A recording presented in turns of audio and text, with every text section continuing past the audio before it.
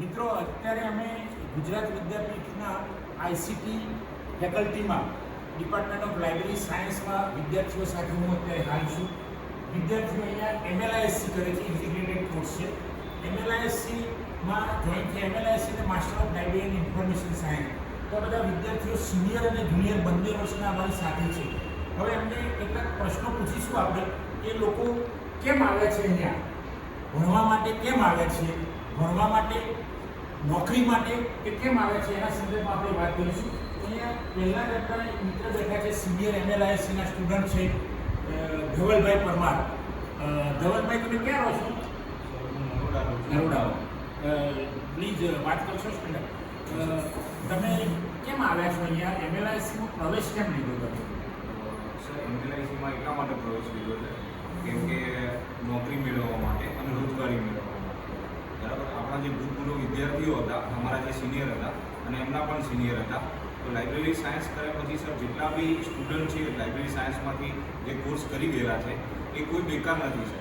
એ બધા હાલ અત્યારે કોઈને કોઈ પ્રકારની જોબ કરી રહ્યા છે લાઇબ્રેરી. એટલે તમને વિશ્વાસ છે કે જોબ મળી જશે? જી સર, મને પૂરો વિશ્વાસ છે કે આ ફિલ્ડમાં જોબ મળી જશે. ધ્રુવભાઈ, ધ્રુવ, તમે ધ્રુવ છાયા છે, કચ્છ ભુજથી આવ્યા છે ભણવા department of library information science Gujarat વિદ્યાપીઠમાં. પોતે કમ્પ્યુટર એન્જિનિયર છે. કમ્પ્યુટર એન્જિનિયર હોવા છતાં પણ અહીંયા ભણવા આવ્યા છે. તો ધ્રુવભાઈ, તમે કેમ અહીંયા ભણવા આવ્યા? ફિલ્ડની અંદર લાઇબ્રેરી ઇન્ફોર્મેશન સાયન્સ ફિલ્ડને બહુ ઓછા લોકો જાણે છે અને આ ફિલ્ડની અંદર કોમ્પિટિશન બી ઓછું છે અને ગવર્મેન્ટ સેક્ટરની અંદર ઘણી બધી ઓપનિંગ્સ આવે છે, પ્રાઇવેટ સેક્ટરમાં બી સ્કોપ છે. તો આ ફિલ્ડની અંદર તમે આવો છો તો તમને જોબની ગેરંટી 100% છે. તમને જોબ પ્રાઇવેટ મળી જશે. એટલે તમને કમ્પ્યુટર એન્જિનિયરિંગ કરતાં પણ આમાં વિશ્વાસ વધારે છે, ઓળખ થયો, બરાબર ને? અને આ ડિપાર્ટમેન્ટમાં ભણો છો, કેવી મજા આવે છે લાઇબ્રેરી સાયન્સ ડિપાર્ટમેન્ટમાં? જેમ સરે કીધું કે ફોર્મલ એજ્યુકેશન તો મળે જ છે, એની સાથે સાથે સર બીજું ઇન્ફોર્મલ એજ્યુકેશન બી બીજી ઘણી બધી એક્ટિવિટી બી અહીંયા ચાલે છે. તો ચાલે છે. વેરી ગુડ ધ્રુવભાઈ, સરસ, થેન્ક યુ. નિલયભાઈ ગોહેલ આપણી સાથે છે. નિલયભાઈ ગોહેલ એ BSc IT, બરાબર? તમારું શું છે? BSc CS IT એમાં અભ્યાસ કરીને આવ્યા છે. તો BSc CS IT માંથી અહીંયા આવવાનું રીઝન શું, નિલય?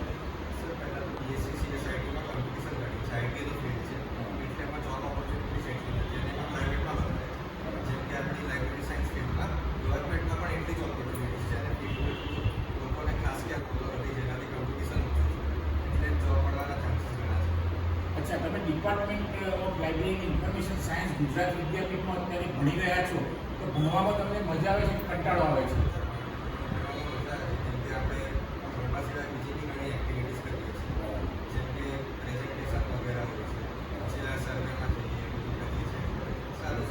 સરસ, મિલનભાઈ, આભાર. ગાયત્રીબેન આપણી સાથે છે. ગાયત્રીબેન છે ઇન્ટિરિયર એરિયા બાયડ તાલુકામાંથી, અરવલ્લી જિલ્લામાંથી આવ્યા છે. સ્પેશિયલ એમણે જોયું કે લાઇબ્રેરી સાયન્સ કોર્સ મારે કરવો છે, તેમનું ધ્યેય છે કે લાઇબ્રેરી સાયન્સ કરવું. તો બેન, તમને એવો વિશ્વાસ હતો કે લાઇબ્રેરી સાયન્સમાં આવ્યા પછી જોબ મળી જશે?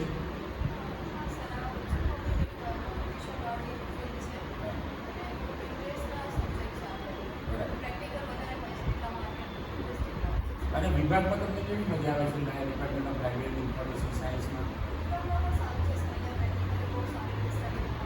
બધા જ ફેકલ્ટી સરસ ભણાવે છે? બધી ફેકલ્ટી કોઓપરેટિવ પણ છે faculty? Okay, thank you very much. આ બાજુ વાત કરીશું આપણે, મિત્રો છે તો ભાવિનભાઈ પટણી સાથે વાત કરીશું. ભાવિનભાઈ પટણીનું આખું પરિવાર લાઇબ્રેરી ફિલ્ડમાં છે. તો કોણ કોણ લાઇબ્રેરી ફિલ્ડમાં તમારા પરિવારમાંથી જણાવશે જરા? સર, મારી મધર છે અને મારા બે મામા અને મારી આ પેઢી છે લાઇબ્રેરીમાં. ઓકે, તો ભાવિનભાઈ પટણીની ત્રીજી પેઢી, એમના દાદા, એમના મમ્મી અને ભાવિનભાઈ હવે આવે છે. એમની સાથે વિડીયોગ્રાફર પટણી બાદલ પણ છે.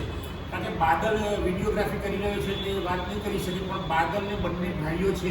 બંને ભાઈઓ જે આવ્યા છે તો તમારું રીઝન શું અહીંયા આવવાનું? કે તમને વિશ્વાસ છે કે એવો? આ વિશ્વાસ તો છે સર, અને કહેવાય ને કે આમાં ઓપોર્ચ્યુનિટી વધારે છે અને ફેમિલી બેકગ્રાઉન્ડ બી આખું અમારા લાઇબ્રેરી સાયન્સનું એટલે એમાં બી અમને જાણવા મળે. અને અહીંયા ભણવાનું સર જોવા જઈએ તો થિયરિકલની જગ્યાએ આપણે પ્રેક્ટિકલ બી એ બધું જાણવા મળે છે, જેથી આપણને વિદ્યાર્થીઓને વધુ જાણવા મળે.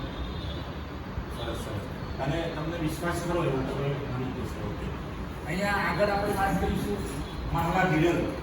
માહલા વિરલ, તમે ક્યાંથી આવો છો દોસ્ત?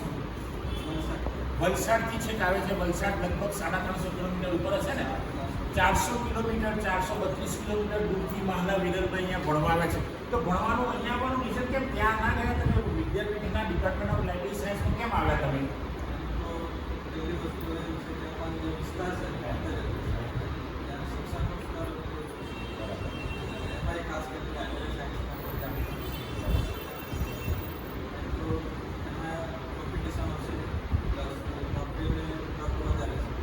આ ડિપાર્ટમેન્ટ દ્વારા કંઈ પ્રયત્ન થાય એવું તમને લાગે છે નોકરી માટે? શું થાય છે?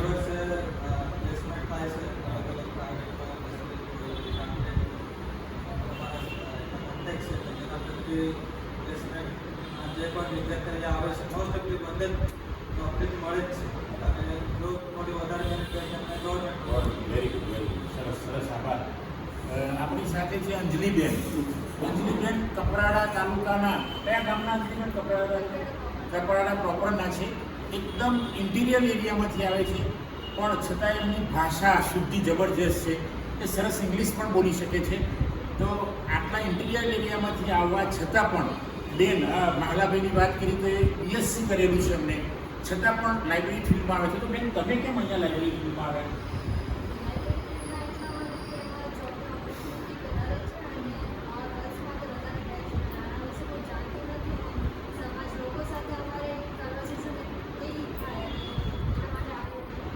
તમે ડિપાર્ટમેન્ટ ઓફ લાઇબ્રેરી સાયન્સ વિશે કંઈક વાત કરશો? એના વિશે કંઈ વાત, તમારો અનુભવ કેવો છે ડિપાર્ટમેન્ટ ઓફ લાઇબ્રેરી ઇન્ફોર્મેશન સાયન્સનો?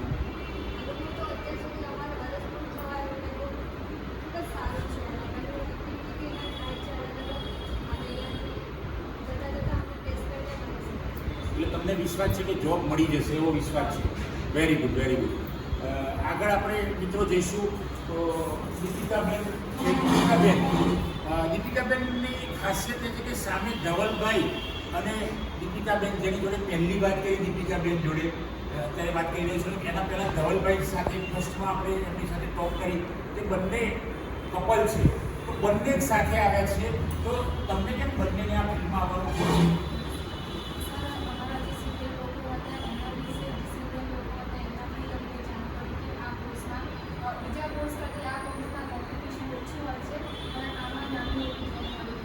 એટલે તમને વિશ્વાસ છે કે મળી રહેશે? ડિપાર્ટમેન્ટ દ્વારા કોઈ કરવામાં આવે છે પ્રયત્ન? મળે છે, પછી અલગ અલગ યુનિવર્સિટીમાં વિઝિટ કરવા માટે લઈ જાય છે. ઇન્ટર્નશીપ દરમિયાન અમને જે પણ જાણ મળે છે ત્યાંથી અમે કોન્ટ્રાક્ટ કરીએ છીએ અને જોબ કરીએ છીએ. અહીંયા સેમિનાર વગેરે થાય છે? આ સેમિનાર બી થાય છે. અધર એક્ટિવિટી કઈ થાય છે ખબર છે? NSS? હા, NIS દ્વારા બી આપણા આયોજન થાય છે. પછી અલગ અલગ લાઇબ્રેરી સાયન્સના ડિપાર્ટમેન્ટની સેમિનાર યોજાય છે. બરાબર, સરસ સરસ. મિત્રો, જો આ બધા મિત્રો ભણવા આવ્યા છે નોકરી માટે, એવું એમનું મંતવ્ય છે.